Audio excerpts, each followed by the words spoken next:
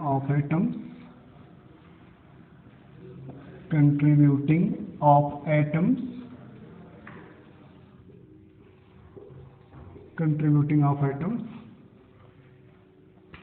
at various place in a cube, at various position in a cube, position in a cube.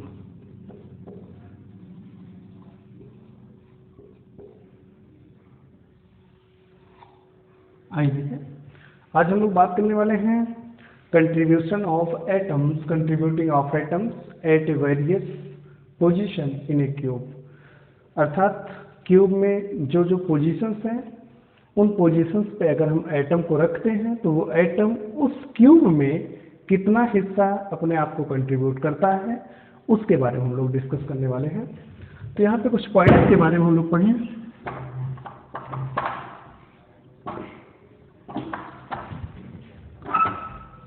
कुछ point के बारे में हम लोग स्टडी करेंगे। तो ये पहला पॉइंट, ये हमारा सपोज करो क्यूब है, ये क्यूब है, ये क्यूब है। इस क्यूब में आपको पता है ये चीज, ये पोजीशन इसका कहलाता है, ये है एज सेंटर। सबसे पहले मैं क्यूब के कुछ पोजीशंस के नेम आपको बताता हूँ। This is the edge centre, this is the corner, this is the corner, this is the body centre, body centre, body centre. ये आपका है face centre, face centre, face centre.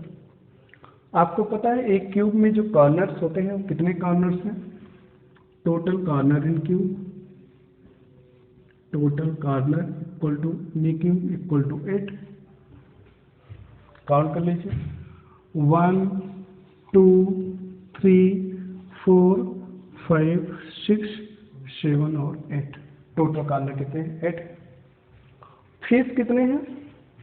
ये 1 फेस, 2 फेस, 3 फेस, 4 5 और 6 face. Total face equal to 6, total face equal to 6। ये 6 face है। अगर आपको face देखना है तो इस क्यूब में आप अज्यूम कर सकते हैं ये आपका क्यूब है। इस क्यूब में कितने फेस हैं? 1 2 3 और ये वाला 4, ये वाला 4 और ये 5 और ये 6। ये 6 फेस है और ये कॉर्नर है 1 2 3 4 5 6 7 और 8 कॉर्नर है। अगर इस फेस, ये जो फेस है 6 फेस है, फेस के बीचों बीच का हिस्सा फेस सेंटर कहलाता है। ओके, अगर इस बॉक्स के बीचों बीच के हिस्से के बारे में बात करूं तो इस क्यूब के बीचों बीच का हिस्सा बॉडी सेंटर कहलाता है। अगर मैं इस कॉर्नर से इस कॉर्नर को मिला दूं, फेस के इस कॉर्नर से मिला दूंगा तो इसको बोलेंगे फेस डायगोनल। और अगर इस कॉर्नर से मैं इस कॉर्नर को मिला दूं, इस कॉर्नर से इस कॉर्नर को मिला दूं, बॉडी के बीचों बीच जाएगा तो उसको बोलेंगे बॉडी डायगोनल। आइए देखें, अगर मैं इस सेंटर को मिला दूं, इस सेंटर को मिला दूं, यहाँ पे मिलाना ठीक नहीं है। आइए आप देखें, इस सेंटर को मिला दूं तो ये कहलाता है फेस डायगोनल, फेस डायगोनल। और अगर इस सेंटर को मिला दे रहा हूं, बॉडी के बीचों बीच सेंटर को मिला दे रहा हूं, इसको बोलते हैं body diagonal, body diagonal, body diagonal. अब आइए हम लोग बात करते हैं इस क्यूब में एटम्स कहाँ कहाँ पर हो सकते हैं और उस एटम का कितना कंट्रीब्यूशन इस क्यूब में होता है। अगर मैं बात करूं तो एटम यहाँ पर हो सकते हैं, यहाँ भी हो सकते हैं, यहाँ भी, यहाँ भी, यहाँ भी, यहाँ भी, यहाँ भी और यहाँ। तो सबसे पहले यहाँ पे कुछ पॉइंट हम लोग नोट करें। टोटल फेस कितने हैं? 6 है। टोटल फेस सेंटर कितना होगा? Total face centre, face centre का मतलब 6। जैसे इस फेस का ये सेंटर है, इस फेस का ये सेंटर है, इस फेस का ये सेंटर है, ये सेंटर और ये सेंटर। टोटल फेस सेंटर 6 है। ये है आपका edge, this is the edge. कितने एज हैं काउंट कर लीजिए, 1 2 3 4 5 6 7 8 9 10 11 12। टोटल एज सेंटर, एज कितने हैं, total edge equal to 12। Edge centre कितने होंगे, edge centre equal to edge centre भी 12 होंगे। ओके, कॉर्नर हो गया। कॉर्नर पे टोटल फेस कितने हैं, फेस सेंटर कितने हैं, टोटल एज कितना है, एज सेंटर कितना है। अब आइए हम लोग कंट्रीब्यूटिंग ऑफ एटम के बारे में बात करें। अगर कोई भी एटम कॉर्नर पे होता है, जैसे सपोज करो कोई भी एटम अगर कॉर्नर पे है,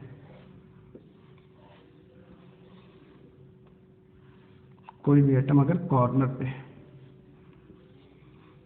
ये कॉर्नर पे, तो आपको पता है कि प्रत्येक कॉर्नर पे जो एटम है वो इस क्यूब का मात्र 1/8 ही पार्ट आता है। 1/8 1/8 1/8, दिस इज द 1/8 1/8 1/8। जितने भी कॉर्नर पे एटम लगे सब 1/8 हिस्सा जो है क्यूब में आएंगे। ऐसा कैसे, क्योंकि एक कॉर्नर जो है, अगर मैं देखूं तो एक कॉर्नर जो है ये सपोज करूं 4 यूनिट सेल है, इस तरीके से ये ऐसे 4 है, और एक कॉर्नर पे मैंने यहाँ पे एटम को रखा है, इस कॉर्नर पे मैंने एटम को रखा। तो ये कॉर्नर पे, ये जो एटम कॉर्नर पे रखे हुए हैं 4 एटम तो यहाँ पे डिस्ट्रीब्यूट हो रहे हैं 1 2 3 4। और इसी तरीके से मैं आपको बता दूं, इसी तरीके से एक बॉक्स में और बनाऊंगा, ये एक बॉक्स और बनाऊंगा और इस बॉक्स को मैं इसके ऊपर रख दूंगा, अर्थात 5 6 7 और 8। अगर मैं इसको इस पे रख दिया तो जाहिर सी बात है, अगर मैं इसको इस पे रख दिया तो जरा आप देखें कितने एटम इस पे हो गए, कितने क्यूब हुए, ये हो गया आपका 5 6 7 और 8। 4 एटम इसके नीचे हैं, 4 एटम इसके ऊपर है। तो वास्तव में ये जो क्यूब है, इस क्यूब में जो कॉर्नर पे एटम होते हैं वो 8 यूनिट सेल से घिरे होते हैं, और इसीलिए एक एटम जो कॉर्नर पे होता है वो एक यूनिट सेल में मात्र 1/8 ही पार्ट जो है कंट्रीब्यूट करता है। क्यों, क्योंकि वो 8 यूनिट सेल से घिरा होता है। ओके, कैसे 8 यूनिट सेल, सपोज करो मैं एक यूनिट सेल हूँ, तो मेरे बगल में भी एक यूनिट सेल है, उसके सामने भी एक यूनिट सेल है, मेरे सामने भी एक यूनिट सेल, मेरे पीछे भी एक यूनिट सेल, मेरे बगल भी यूनिट सेल, मेरे इधर भी यूनिट सेल, इस तरीके से। तो ये 8। इस एटम से जो है एटम हो सकता है, आयन हो सकते हैं, या क्या हो सकते हैं, मॉलिक्यूल होते हैं। ये जो कॉर्नर वाला एटम या मॉलिक्यूल या आयन है, ये जो है 8 यूनिट सेल से घिरा है, इसलिए कॉर्नर के जो एटम होते हैं वो सिर्फ क्यूब में 1/8 ही पार्ट जो है कंट्रीब्यूट कर सकते हैं।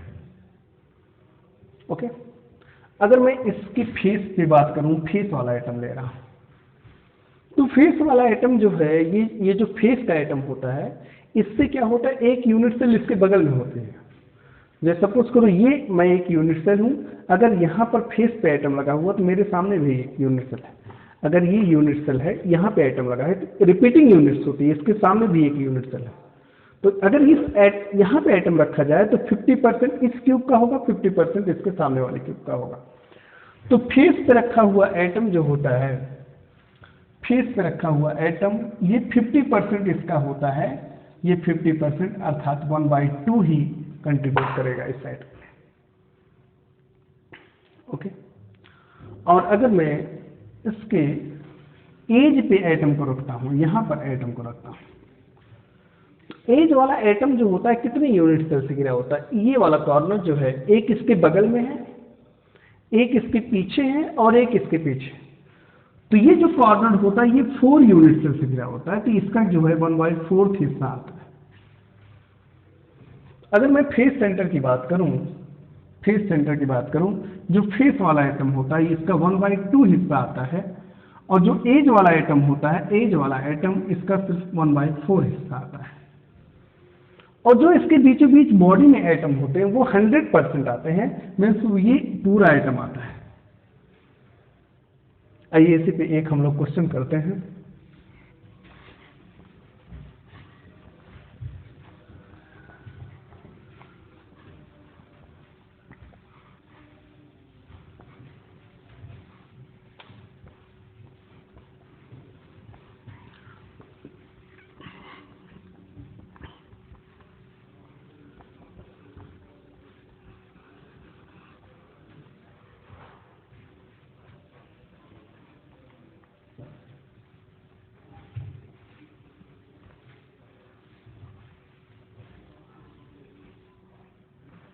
आपने देखा,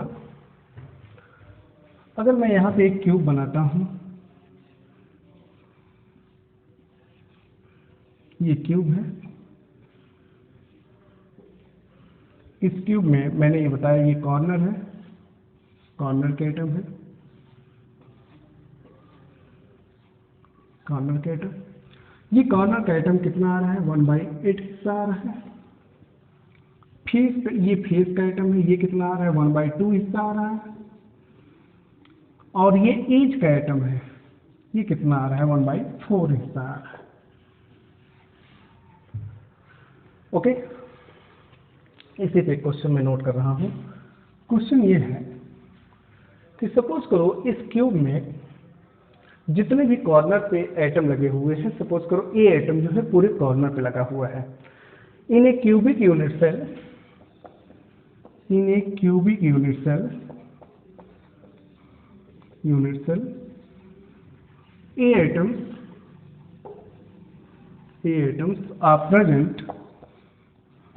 are present at all corner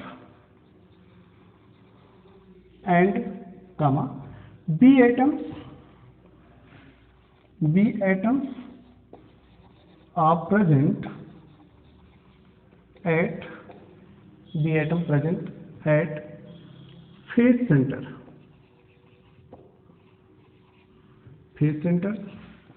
C atoms are present at all edge center,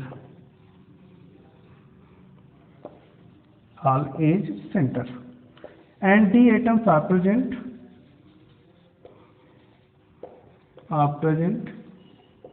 in body center. Question is that calculate the formula of unit cell.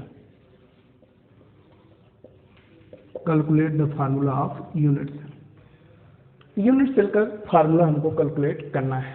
Okay, आइए सबसे पहले हम लोग यहाँ पर एक क्यूब बनाते हैं। ये क्यूब है,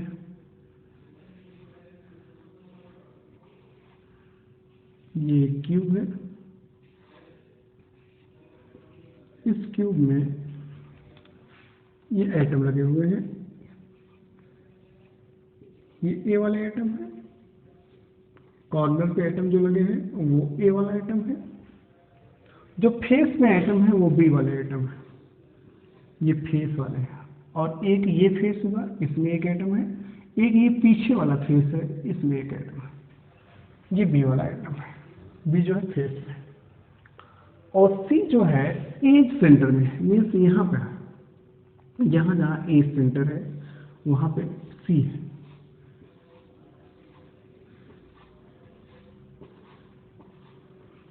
जहाँ जहाँ एज सेंटर है वहाँ पे सी है।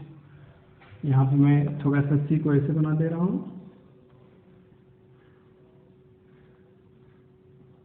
ताकि सी मेरा पहचान में आए। ये सी है, ये सी है, यहाँ भी होगा ना सी है। और डी इसके सेंटर पे है। चलो भाई यहाँ पे एक डी बना दो, ये हमारा क्या है डी। ओके, फिर कह रहा है calculate the formula of unit cell. आपको पता है कि जो कॉर्नर वाले एटम है, कॉर्नर वाला एटम, यहाँ मैं सोल्यूशन की बात करूंगा। सोल्यूशन देखिए जरा, ये एटम कॉर्नर पे है, ए आइटम कहाँ पर है? कॉर्नर पे। कितने आइटम है? 8। 8 आइटम का ये जो पार्ट आएगा वो कितना आएगा? 1/8 आएगा।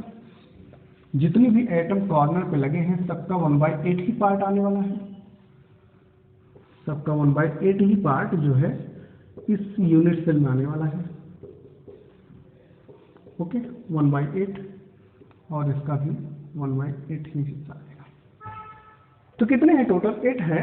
तो 8 × 1/8 इस आइटम का जो वास्तविक इफेक्टिव आइटम्स आ रहे हैं वो 1/8 आ रहा है। 8 इक्वल टू कितना हो जाएगा? 1।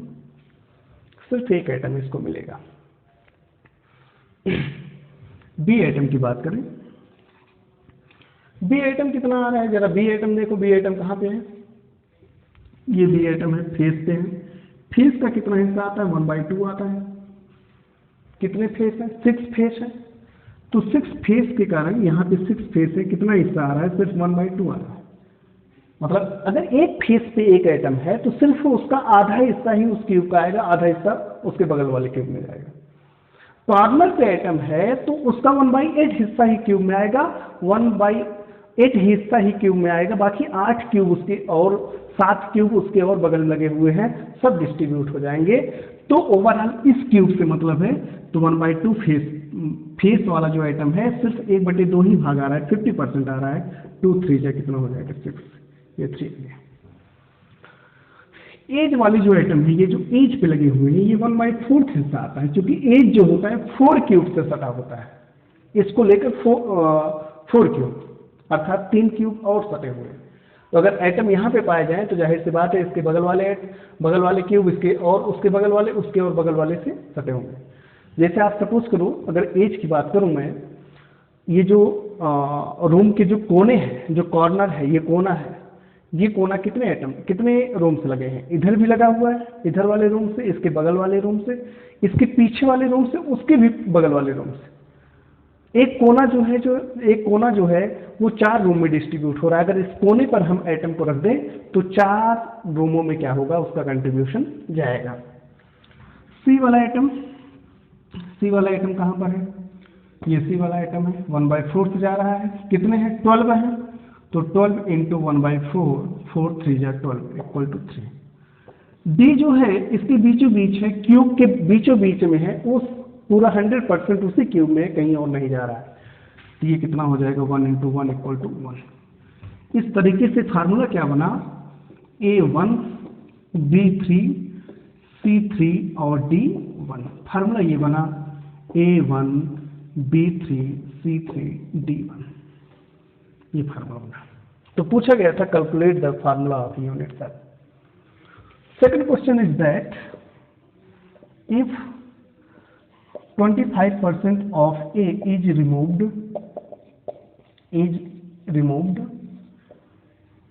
50% B is removed,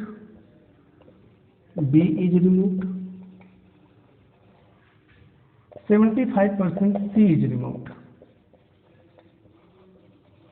What is the formula of unit cell? Second question मैंने आपको बनाया कि अगर इस क्यूब से 25% A को हटा दिया जाए, 50% B को हटा दिया जाए, 75% C को हटा दिया जाए, तब क्या फार्मूला बनेगा? आइए देखें सेकंड क्वेश्चन का आंसर देखें। सेकंड क्वेश्चन ये कह रहा है A का 25% हटा दिया जाए, A का 25% हटा दिया जाए। इस क्यूब में A कितने हैं? 8 है। 8 जगह पर A है। 8 का 25% हटा दिया जाए, 25% मतलब 25/100 हटा दिया गया। तो 25 4 जा 100, 4 2 जा 8 इक्वल टू 2। अर्थात 8 आइटम जो कॉर्नर पे लगे हुए हैं, 8 आइटम जो कॉर्नर पे लगे हैं, उसमें से 2 हटा दिए गए, इतना जो है रिमूव कर दिया गया।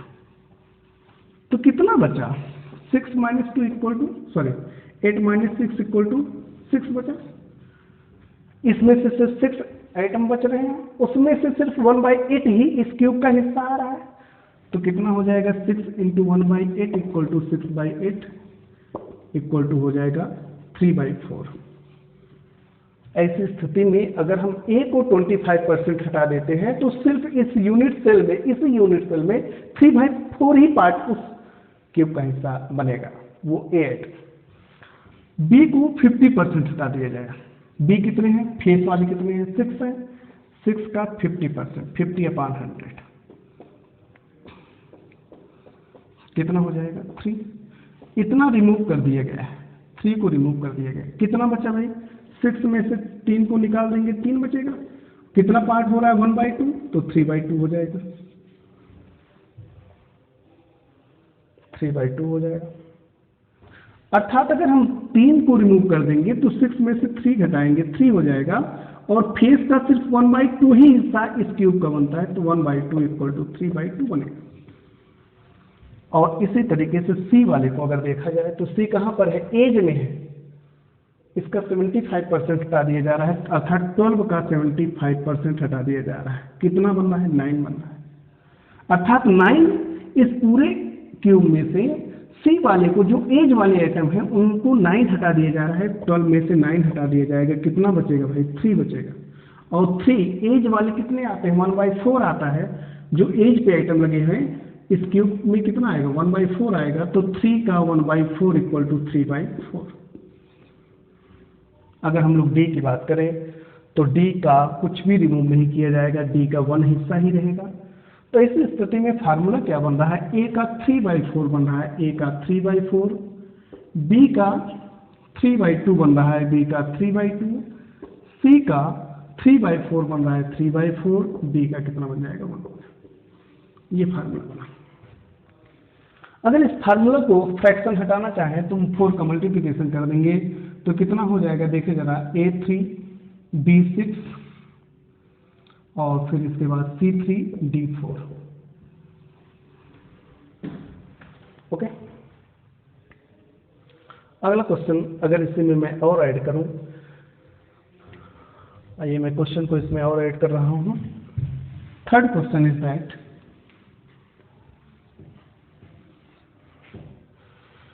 थर्ड क्वेश्चन ये है, ऐड मैं कर रहा हूं। थर्ड क्वेश्चन में कह रहे हैं कि अगर फेस डायगोनल में अगर हम लोग यहाँ पर एज के, अगर हम लोग फेस डायगोनल क्वेश्चन ये है, अगला क्वेश्चन ये है, मैं आपको बताऊं।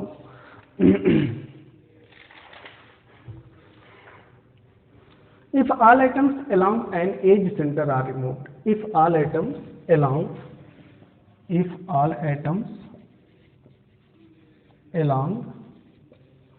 an edge center are removed, if all items along an edge center, edge centre नहीं बल्कि एज है, एन एज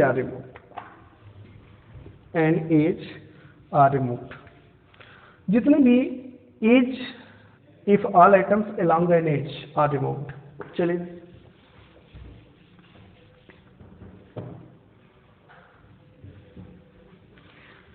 एज के अलावा जो एटम है अगर उनको रिमूव कर दिया जाए,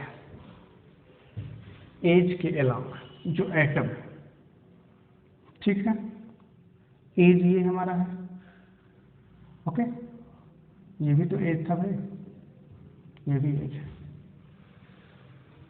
ये सब क्या है, एज। इनके अलावा, इनसे लगा हुआ एटम को अगर रिमूव किया जाए तो ए का 2 एटम रिमूव होगा। ए का कितना एटम रिमूव होगा, 2 एटम रिमूव होगा। तो 8 - 6 इक्वल टू कितना हो जाएगा, 8 - 2 इक्वल टू हो जाएगा 6, और 6 का 1/8 हिस्सा आएगा, अर्थात 6/8 हिस्सा, तो 3 कितना हो जाएगा, 4। बी के हिस्से में कोई फर्क नहीं पड़ेगा, बी वही का वही रहेगा, अर्थात बी कितने हैं, 6 है, तो 6 × 1/2 इक्वल टू 3। सी कितना है, 12 है, 12 का 1/4 हिस्सा जाएगा, तो 4 3 12 हो जाएगा। डी पे भी कोई फर्क नहीं पड़ेगा, इक्वल टू 1। फार्मूला क्या बना, फार्मूला बना A 3/4 B 3 C 3 D 1। ये फार्मूला। अगर फ्रैक्शन को हटाना चाहें तो 4 का मल्टीप्लिकेशन कर देंगे, A3 B12 C12 D4, ये बन जाएगा।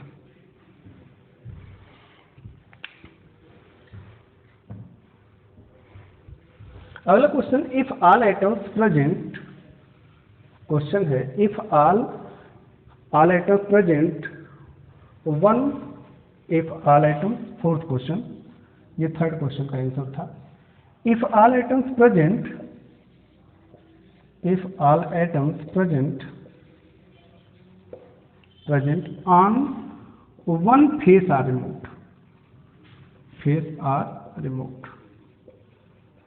चलिए भाई, अगला क्वेश्चन ये कह रहा है, इसको मैं इरेज करूंगा।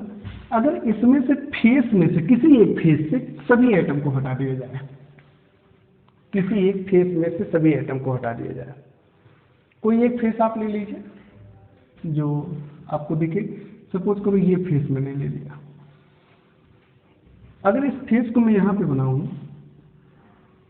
ये फेस है, इस पे देखो कितने एटम है, कॉर्नर के, ये 4 कॉर्नर के एटम हैं, ए वाले एटम 4 हैं, फिर 2 जो हैं एज वाले हैं, अर्थात ये सी वाले एटम, और एक जो है बी वाला एटम है। अगर एक फेस से 6 फेस है ना, एक फेस से मैं सभी एटम को हटा दिया, कोई भी एक फेस आप ले लीजिए, इतना आइटम जाएगा, इतना आइटम डिलीट होगा। तो ए का कितना आइटम जाएगा, ए का 1 2 3 4, एक आइटम 4 आइटम डिलीट होगा, 4 आइटम जाएगा, कितना बचेगा, 8 में से 4 घटाएंगे 4 बचेगा, 8 में से 4 घटाएंगे 4 बचेगा, 4 का 1/8 ही हिस्सा आएगा, 4/8 इक्वल टू 1/2। बी का देखिए, बी कितना जाएगा, बी का सिर्फ एक ही आइटम जा रहा है। अगर एक फेस के सारे आइटम को डिलीट कर दिया जाए तो बी का एक आइटम जाएगा, तो कितना बचेगा, 6 है, 6 में से 1 घटा देंगे 5, और 5 का 1/2 ही हिस्सा इस क्यूब का कंट्रीब्यूट कर रहा है, तो 5/2 हो जाएगा। सी का कितना आइटम जा रहा है, सी का 2 आइटम जा रहे हैं, 1 और 2, कितने सी के टोटल इस क्यूब में कितने आइटम है, 12 है, जिसमें से 2 निकल गए, 12 में से 2 निकल गए, कितना बचा 10, और 10 का कितना हिस्सा आता है, 1/4 हिस्सा आ रहा है, तो 10/4 5/2। डी जो है, डी पे कोई फर्क नहीं, चूंकि डी यहाँ बीचों बीच है, अगर एक फेस को रिमूव कर दिया जाए तो डी पे कोई फर्क नहीं पड़ेगा, अर्थात 1 इसका बचा रहे। ऐसी कंडीशन में जो फार्मूला बन रहा है वो ये बन रहा है, ए का 1/2, ए का 1/2, बी का 5/2, सी का 5/2 और डी का 1 बन रहा है। अगर इसको हम लोग फ्रैक्शन हटाना चाहें तो आराम से हटा सकते हैं। ठीक, आप क्या कर लें, फ्रैक्शन को 2 का मल्टीप्लिकेशन कर दें, तो कितना हो जाएगा, A1 B5 C5 और D2, ये बन जाएगा। ओके, अगला question, if all atoms along a face diagonal are removed. Question is that if all atoms along a face diagonal are removed, किसी एक फेस डायगोनल में if all items along a face diagonal are removed, ऐसी condition देखो जरा क्या बनने वाला है।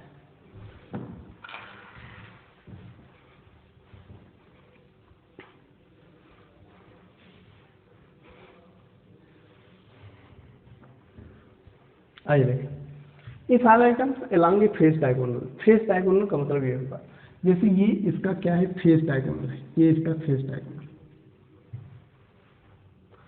अगर मैं फेस डायगोनल को रिमूव कर रहा हूँ, if all items along a face diagonal को रिमूव कर दिया, तो जरा देखो, अगर मैं if all items along a face diagonal, एक फेस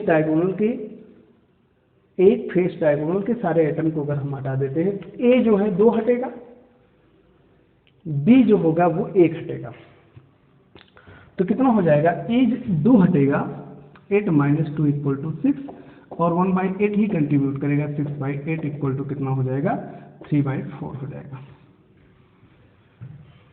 क्योंकि if all items along A face diagonal, ये फेस डायगोनल, ये सपोज करो ये मैंने फेस लिया, इस फेस से ये एटम है, चारों एटम है, यहाँ पे ये बी है, ये सी वाला आइटम है, ये ए वाले आइटम है, ये क्या है सी वाले आइटम, ए बी वाला। अगर ये मैं लेता हूँ, इसको बोलते हैं फेस डायगोनल। एक फेस डायगोनल के सारे एटम को हटा दिया जाए तो कितने एटम हटेंगे, ये 2 एटम हटेगा, ए के 2 एटम, बी का 1 एटम हटेगा। तो बी के कितना एटम हटा, टोटल क्यूब में कितने एटम है 6, 1 हट गया 5, कितना कंट्रीब्यूट होता है 5, 1/2, तो 5/2 इक्वल टू हो जाएगा 5/2। सी पे कोई फर्क नहीं पड़ने वाला है, फिर सी कितने 12, 1/4 इक्वल टू 3। डी पे भी कोई फर्क नहीं पड़ने वाला है, डी भी 1 होगा। फार्मूला क्या बन गया, ए 3/4, बी 5/2 और डी सी जो है 3 हो जाएगा और डी 1 हो जाएगा। ये बन गया। इफ ऑल आइटम्स अलोंग एक फेस डायगोनल, सिर्फ एक फेस डायगोनल की बात हो रही है, टोटल फेस डायगोनल की नहीं बात हो रही है। ओके, अगला क्वेश्चन क्या है देखिएगा ध्यान से। If all items along a body diagonal are removed, if all items along a body diagonal are removed, if all items along a body diagonal are removed, अगर सभी आइटम बॉडी डायगोनल से remove किए जाए, ये इसका body diagonal है। Body diagonal में 2 atom तो ए के निकल जाएंगे, एक एटम डी का निकलेगा। ए का कितना एटम निकलेगा 2, 8 में से 2 घटा देंगे 6 इंटू 1/8, 6/8 इक्वल टू कितना हो जाएगा 3/4। बी पे कोई फर्क नहीं पड़ेगा, ये तो इसमें है, कोई फर्क नहीं पड़ने वाला बी का, तो 6 इंटू 1/2 इक्वल टू 3। सी पर भी कोई फर्क नहीं पड़ने वाला, 12 इंटू 1/4 इक्वल टू 3। डी भी फर्क पड़ने वाला है, डी कितना हो जाएगा 1 - 0, 1 - 1 इक्वल टू 0। क्योंकि जब हम बॉडी डायगोनल की बात करेंगे तो बॉडी सेंटर में जो एटम डी वाला है वो हट जाएगा। ऐसे स्थिति में जो फार्मूला हमारे पास मिला वो क्या मिला, ए 3/4, बी 3, सी 3 और डी कितना हो जाएगा 0, या आप इसको ऐसा भी लिख सकते हैं ए 3/4, बी 3, सी 3 हो जाएगा। Okay, question is next, if all items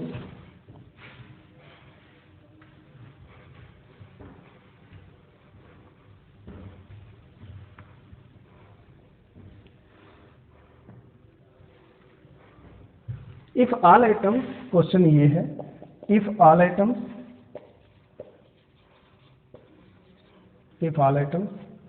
और face center opposite face center are removed,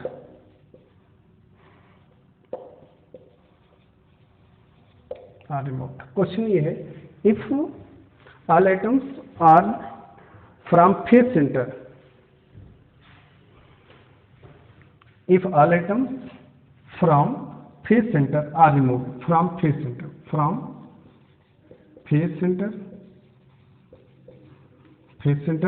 that is which are not opposite to each other,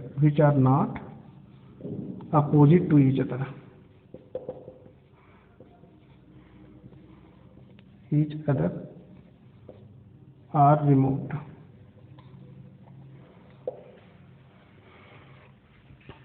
इसमें से क्या करना है, जैसे हमारे पास कितने फेस हैं बॉक्स में, 6 फेस हैं, ये 6 फेस हैं, तो कह रहे हैं इसमें से if all items from face center are removed, if all items from face center which are not opposite to each other, मतलब हमारे पास 6 फेस हैं, जैसे लेफ्ट में फेस सेंटर में एटम है, राइट में है, ये एक दूसरे का अपोजिट फेस है, तो एक ही फेस में से आपको निकालना है। जैसे लेफ्ट में से निकालेंगे तो राइट को रहने देंगे, या राइट में से निकालेंगे तो लेफ्ट को रहने देंगे। सामने से अगर चूंकि 6 बॉक्स है ना, 6 फेस है, ये हमारे पास 6 फेस है, 1 2 3 4 5 और 6। 6 फेस में 6 सेंटर पे एटम लगे हुए हैं। तो ये सामने वाला फेस में पीछे वाला, अगर यहाँ से एटम को हटाया जाएगा पीछे वाले से नहीं हटाया जाएगा, यहाँ से हटाया जा रहा है तो इधर रखेंगे। तो ओवरऑल अगर हमारे पास 6 फेस हैं तो 3 एटम को रिमूव करेंगे, 3 एटम रहेंगे। तो क्या होने वाला है देखे जरा, ए पे कोई फर्क नहीं पड़ने वाला है। ए कितने हैं, ए पूरा 8 × 1/8 = 1, कितना कंट्रीब्यूट कर रहा है 1। बी कितना हो जाएगा, बी होंगे आपके बी, चूंकि ये आपका फेस सेंटर है तो बी का फेस सेंटर कितना हो जाएगा, 3 को रिमूव करेंगे 3 बचेगा, तो 3 का कितना हिस्सा आ रहा है 1/2, तो 1/2 में से क्या हो जाएगा 3/2। सी कितना आ रहा है, सी आ रहा है आपका 12 × 1/4, 3 आ जाएगा। डी कितना आ रहा है 1 आ रहा है। ऐसे स्थिति में फार्मूला क्या बनेगा, A1 B 3/2 C3 D1। अगर इसको हम लोग इसको डायरेक्ट हम लोग फ्रैक्शन हटाना चाहें तो क्या कर दें, 2 का मल्टीप्लिकेशन कर दें, A2 B 3 C 6 D2, ये फार्मूला बन जाएगा।